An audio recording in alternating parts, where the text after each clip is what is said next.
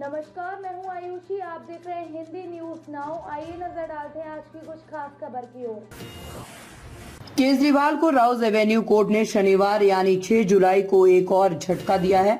Court ने उनके medical checkup के दौरान उनकी पत्नी सुनीता केजरीवाल को मौजूद रहने की इजाजत देने से इनकार कर दिया है। हालांकि कोर्ट ने सुनीता केजरीवाल को मेडिकल बोर्ड से मिलने की इजाजत दे दी है। साथ ही ये भी कहा है कि केजरीवाल की सभी मेडिकल रिपोर्ट्स भी सुनीता को दी जाएगी। केजरीवाल ईडी और सीबीआई के अलग अलग केस में गिरफ्तार किए गए हैं।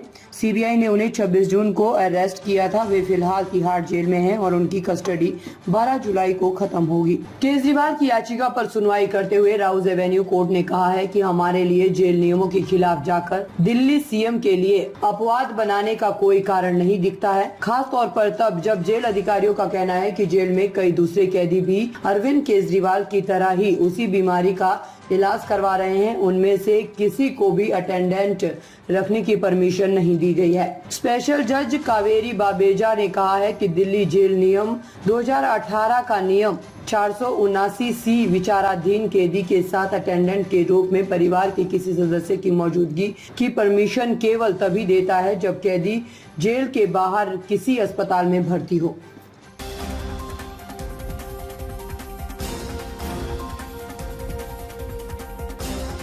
लोकसभा सत्र खत्म होने के बाद आजाद समाज पार्टी से नगीना सीट से सांसद चंद्रशेखर आजाद सहारनपुर पहुंचे। उन्होंने हाथरस कांड पर अपनी प्रतिक्रिया दी। उन्होंने कहा, ऐसे बाबाओं पर सख्त कार्रवाई होनी चाहिए, जांच भी होनी चाहिए कि उनको फंडिंग कौन कर रहा है, जो वो इतना व्यवस्थाओं के साथ ये सब कर रहे हैं। उन्होंने कहा, ये फेलियर है पुलिस प्रशासन और सरकार का। क्या इंटेलिजेंस बिल्कुल जीरो हो गई है? क्या उनको नहीं पता कि इतनी बड़ी संख्या में भीड़ इकट्ठा हो रही है?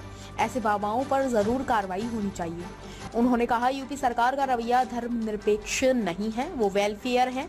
हाथरस की घटना इसका उदाहरण है। मेरठ में डबल मर्डर उसके बाद का उदाहरण है। अलीगढ़ में पुलिस ने जिस प्रकार से एक बच्चे की हत्या की, ये उसका उदाहरण है।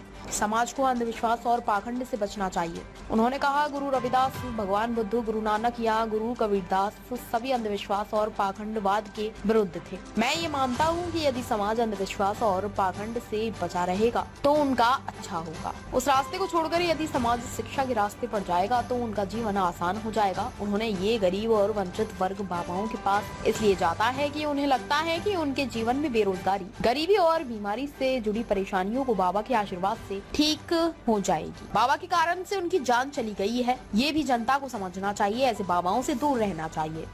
ताज़ा खबरों से जुड़े रहने के लिए हमारे चैनल को सब्सक्राइब करें और बेल आइकन को दबाना ना भूलें, ताकि हर खबर की नोटिफिकेशन आपको मिल